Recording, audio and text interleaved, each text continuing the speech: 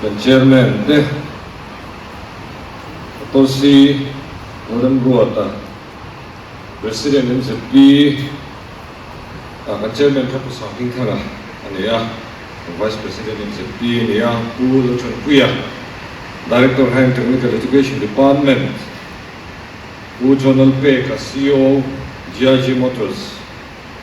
Pu Major Richard Alam Haka Jonal ni pansak tu te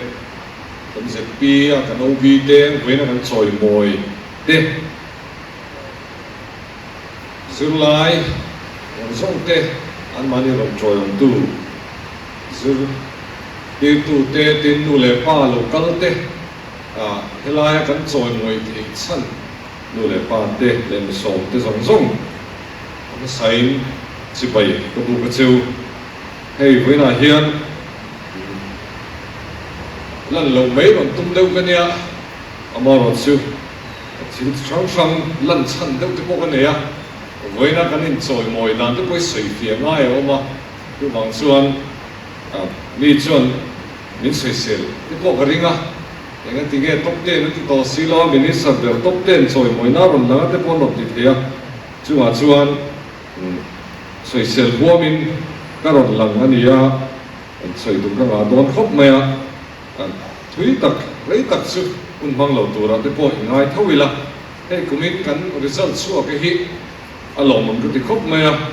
china kan secretary na asoyan khan ni kumain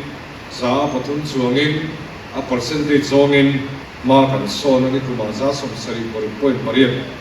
pariat ni line kumina za som ri point pathun pakhat ani ta a pass kan tama alom du khop maya then kan MBSC hote kan official hote an tai ma kan zirti tu te avoi pui tu ten tai ma ani hian nei to kan chua result siam lai exam atang to hi chan minister luin min thilam dawin amut thi nuam vak lawani result an suak che kan thole hoya adam kan nei tu le ka le higher ran suak dona higher secondary school result kan suak dona ven khata vek toa ka le a zo chuan kan vek le hoi don chu ania stiang chuan kan official ten thokrima e thila hian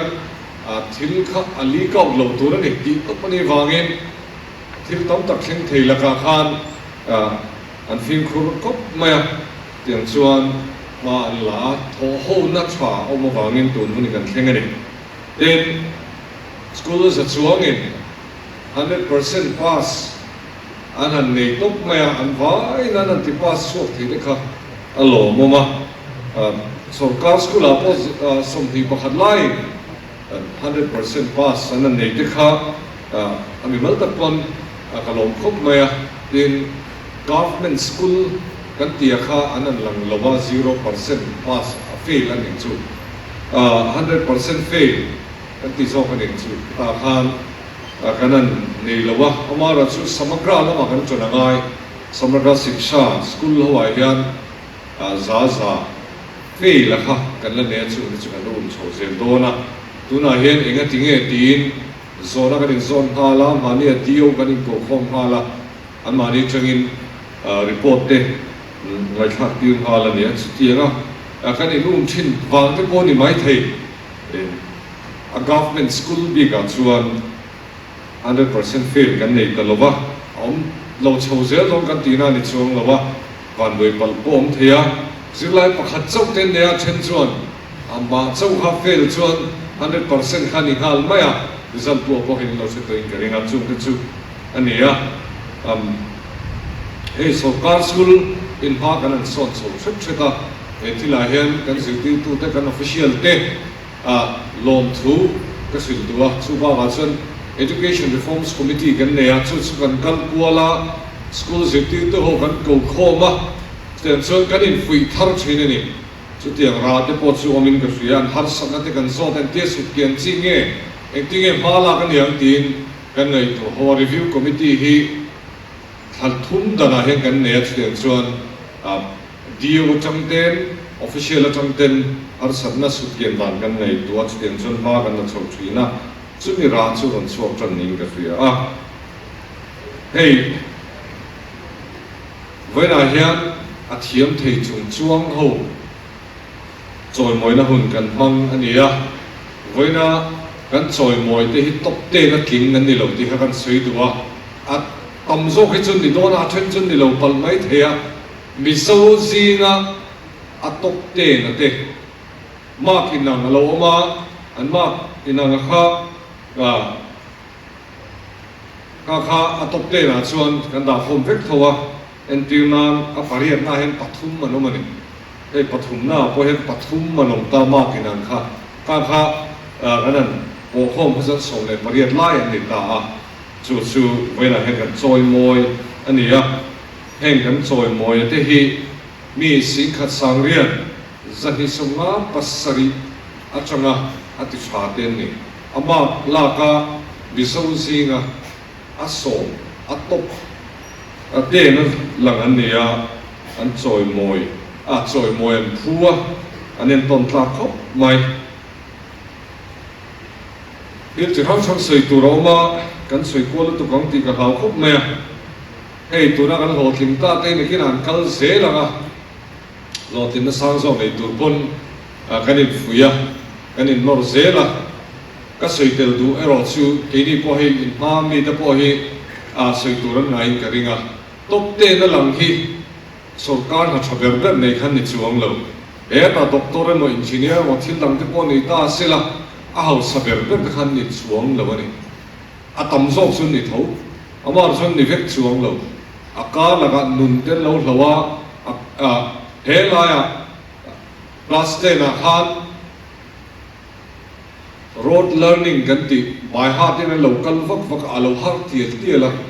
bài hát system khăn ông diễn này lâu tiệt là hát sẵn nàn to cả anh bôi về này chú này tụi nó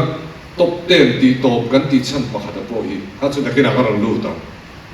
ka sei du chu thiam chiang a thiam bel tur hian zirna in chiar tamangai textbook ba in rot tamangai ti kha kan sei tel duwa tuna hian kan choi moi chewa kan fak chak chewa kan fak chewa tunain ho hi chon veng chunga po chan chin buin langanga miso choi moi na miso zirlai choi moi na top ten choi moi na lang ani ti kha veng chunga daranga minaron chi bai loi don chu in chung chuang don ani kwak chun rom chu kan duwa thiam ngei turin bai ha zelo turin in bai ha te ka tina ni chuang lo amar chu khami system a hain local lu tu kang ti ka lau thuina thiam na tak tak pa chho thei turin in zir chum zon turin ka fui chewa helai zirlai local te po chutel ti tur chuan kanin fui ani kan question pattern ni adang lam zel don India rama hian competency based question kalpi ma saber te singami kan ni ti ka soi duwa kan zimna level hi kan education level hi adiam vak to lawani ma kan la zela examination apo competition based kalpi ma saber te singami kan ne atop suya kan la kan ya tiam chuan tuna hian kan kalbek bek don adang lam chho zel don inin herrem vengai don tuna zirlai te po he tilai thu te po 11 le 12 in local chho zelin karinga state na appoint kal mai thei mizoram in nomchon competition sanga competition base kha by heart nilo mo in thiam na tak tak tilang tu exam pattern kha kanon ti chho zel don ania kalphung thara jon thil tharin puteu don inin herrem ve zel po ngai dona chu ero chu kina tuna tang kumma kumruwa te chuan result kan hmu thei tu ani dona chu chu kan sei tel vele duwa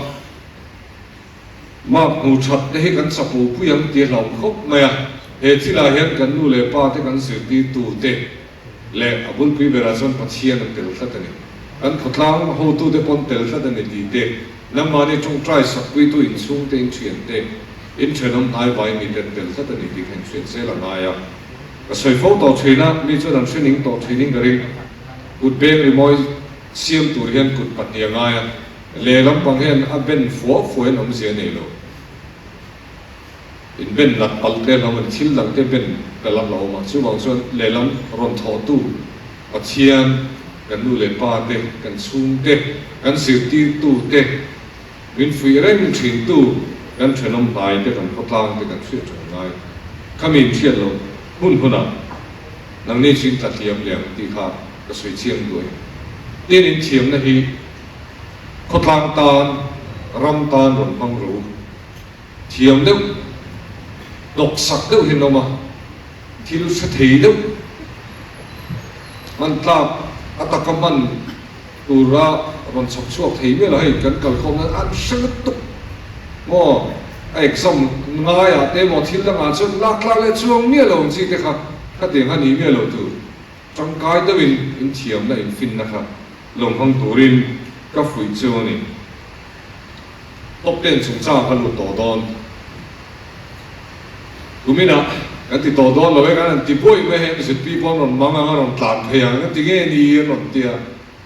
sir chen na ne ma kan la ni ti ka sui ka su CBSE anti to pa chun zom le om tak enia bo tha kan ngai an chun zom ni lo ni CISCE ei alien pan hi central a chun board lien pan hi no CBSE le CISCE no ma sumi da chuan anti tolo top 10 anti lang lawa division ponti lang lawa in state board songin am takin anti tolo ni division ponti tolo ini aya zirna chazo ka kan nai te anti tolo Mizoram kan zirna level chin chwe performance grading index anti India ma zirna sang te na a ti sang khawmani point tam ta ko ma sumia ante na chuan Mizoram hi atliam gar dok tu kan ni chu kan din munania heta chang het kenia chazo le sang so khawi ti dan te po hi kan en ve ngai to helaya top te na kan in nai a chalu tuk tho amaro chu abba kan ngai tu ngai kan tia kan ti top roy ni helaya kan ti dan tel helaya chani kan ngai chang he kan pen chu ngai Entinge midang in anti Finland te Denmark te Pisa anti Kovela hemi Pisa score anti an kena lo Google ro chuta a score sang ho hen entinge ti kan ena top 10 ti te division te hi anti to ngai lo ande chan competency based anti a khat yang khan zirna hen kalpuina sa to chuti nga chan lupui chu kan tuma kan ti bek zela kumina hen em zpian on kala kan in bang amaro chu nakuma cho kan nei to chang ka ti review kan nei don kan ti chun zom mai thei kan ti to lo mai thei bok CM special award to ma top 3 pe kan ne chuina chu po chu ti le turin kan la ti voi khata tia in ti kia to mo ha tia dang lam na ti boi thil ti dang lam boi hi mi zo in kan so lo wa ti khal put po kan tum lo CM special award po hi la ti le kan tum Sumi apo chuan ngai tu na kan seng tam khop mai nakumai ro chuan ngai tu na dang kan seng do na kan ti chan ne ro chu in shet pui hi ka tu a chu kan ti chan ania mun danga ke ni ai zirna chazo ke ni ai score sang so te da an kan pui dan kan era a chani kan thria da chuan kan kalani dil chani kan thria da chuan zirna pe chuan kan pen sel do na kan ti sel do na calendar system ti te tunami te po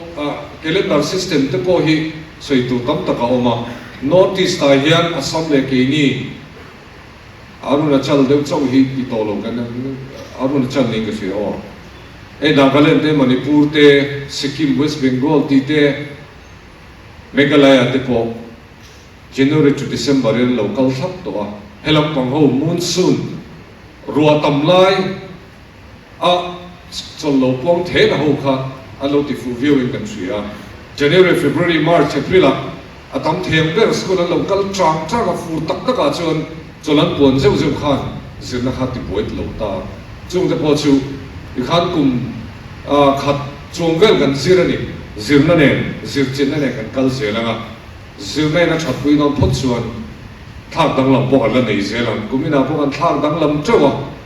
hi kum ni chunga kan lo zir to in mung khom result ani tuna hen zirchin le kan nei me kha chung te po chu kan la ta lang lein kan la ti chu le pon ka ring tu na hian enga ti ge an tia minister in a thak tira alom na bera minister lang le si te pon tia so yang khan ve khana tha boy kan tum lu tuk lawa tu na sui chuan a top 10 la po top 10 list kan pe lawa mizo zinga ati thwa list kha kan pe mai ani ya mizo lo pon ong chu chu wang chuan a top 10 list ani lo ni ka ti kha voina kan choi moi te hi eng pon ni sela malaya bekina khuang la lon phal lo tu na chuan tel lo in kan sai thi to lo punin na ron her chu pui thui na tu na po sim na ina ko vel en zimna a tha ati te khatiang akal pui da na han punin na ron her chu ve le stiang chuan kan kal pui ani ya university result thi lo en ula division an ta lang to ngai lo ke nge positive tu kan ya an division hi zilai te kan zo ta stiang chuan result kan siama result chuan ni jangan voi map thina ni mark sheet on thelu dru kan tia thalak te screenshot te man on thelu ta tang chuan e mani college big result kha kan lo buat se ya stiang chuan e pa kan la thina ni i kha e kan ta lang tel duwa in syllabus sum changa chuan ne kan president kha da man soya kan syllabus NCERT syllabus ania tuna hian national curriculum framework an tia NCF syllabus siam thatna hun an hmang meka thlat dang lam zela chu kan ngai chang lea syllabus chu ini po di thata an en thata tingeniam state damte el phaturin ma kan la kan tin kan ngai to meka pulam pangina alo ti dang lam lo da na kan lo ti vok khan NCERT syllabus ina kina UPSC a te thil langa po an manan yan in zir na thina ni wangin kan lo ngai chang meka la po chuan an ti dang lam chon ke ni po kan dang lam chho ze lam ti kha kan soi duwa in MBSC a kan lekhabu refer hi Oxford publishing a chang te na nia Oxford te chu India ra po a thaber te zinga mi ani engpo ni sela in siam thata ngai na la chuan kan in siam tha zelang in siam that a hi kan lau lawa kan pen zelang ti kha kan ta lam vele duwa tin he thila hen tu na po hen zit again question pattern po adang lam zela ne ka ti kha question pattern in India ra po ati dang lam pa sa kan dia hots kan ti higher order thinking system a hen akan lut tam toa nikum hasa te po hani mai thei first division hian ram tlema athiam to lailem chu division distinction a anin langkaya ilei thelo chu second division an lo thlale chu wang chan first division kha ram tlem dai mai ni chu zirchen mek te po nia kan question pattern to hi atiang song kha na dang lam se langa chu mi na sin na chu zirti to training ani ziti tu ho an training na tur hian tuna hian ma kan la meka an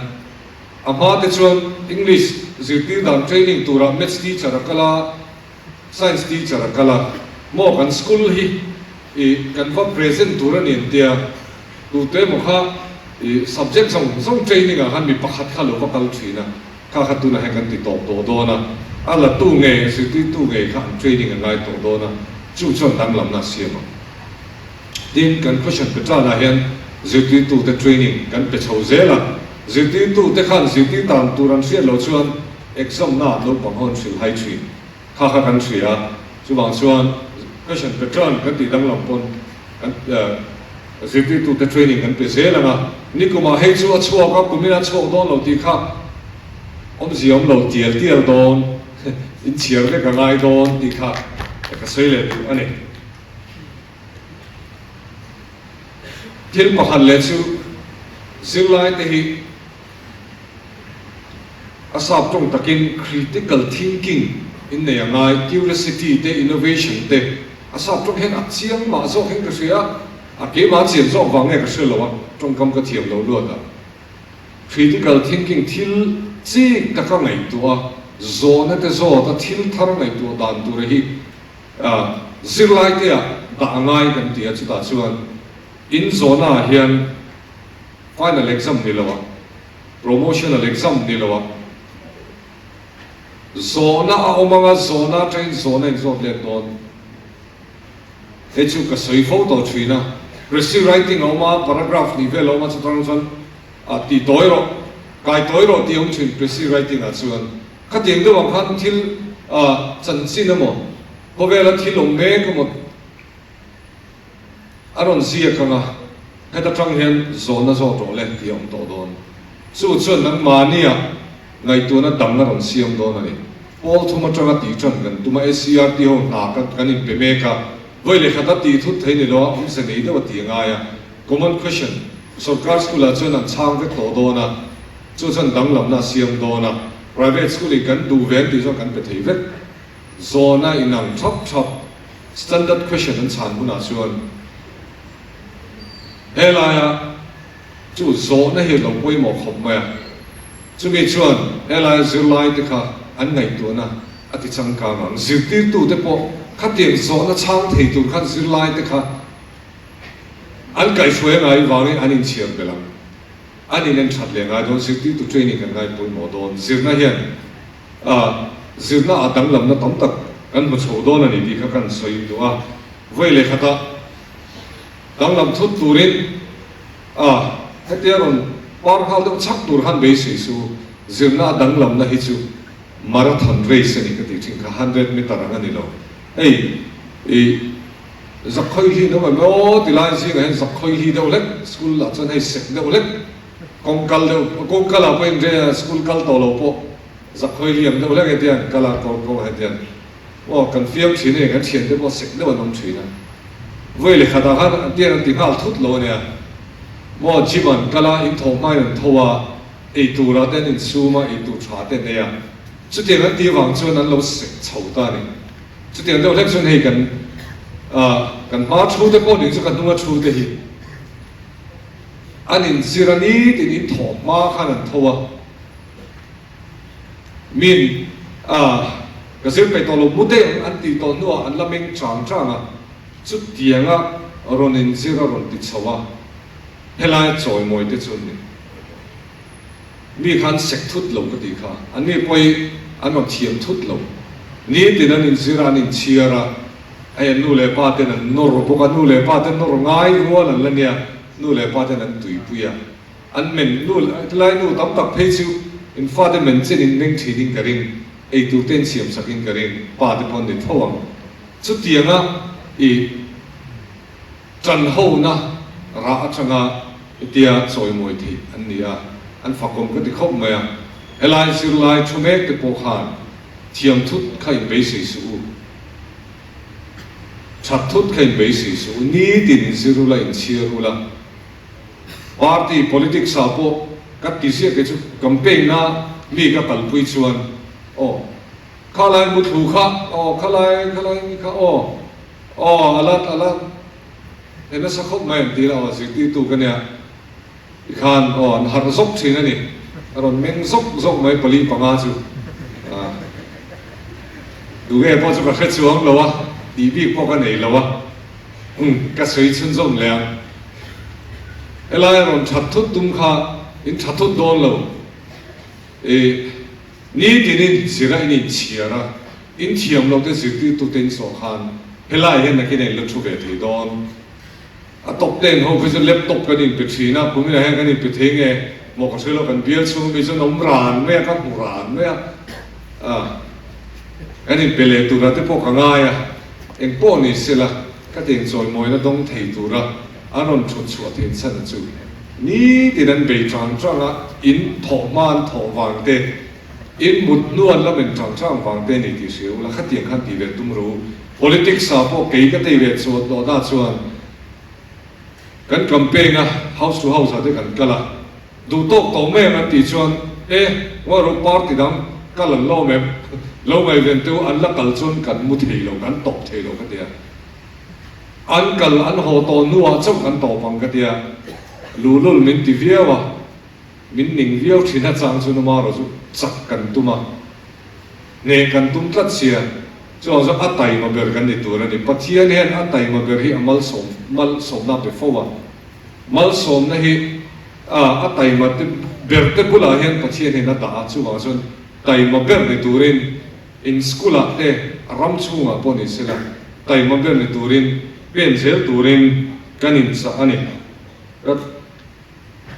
soi thui lu tuk do ne minute som hi panga kain pe a kalatin lo deuh chia la du to kanga voina kan choi moi te choi moi phu in ni ka tia alom pui tak sut chewa chila ka soeng han nu le pa te in fakom ka tia an mani kai swai tu te in zirti tu te an fakom boka an niang cher chuak tur hen thei to pin chaw puya an thiam lo ten lo en puya a sanin lo kai swai ni ti te ka suya in fakom ka tia lo boy pui chun som zel ro zir na he top thei lo zir ti tu kan ni chuan an chuan nu po kan ngai ven chui zel tur ani nu le pa te po hen i boy pui chun zem zel lo fak phu turin i ngai ven chun som angu helai kan choi moi te po kha kan fak chun som chak chewa fak phu in khotla nga po en ton thlakin lom zel ro mzp ten he tianga hun in hang a tianga choi moi na hun in hanga sponsor tu te po ne chu tianga mai la po hi alobom ka tia in kalzel la tura una kalau soi ta song song te bi takin kan choi moi tak te du sakna ka han chewa mzp vol zero se kalome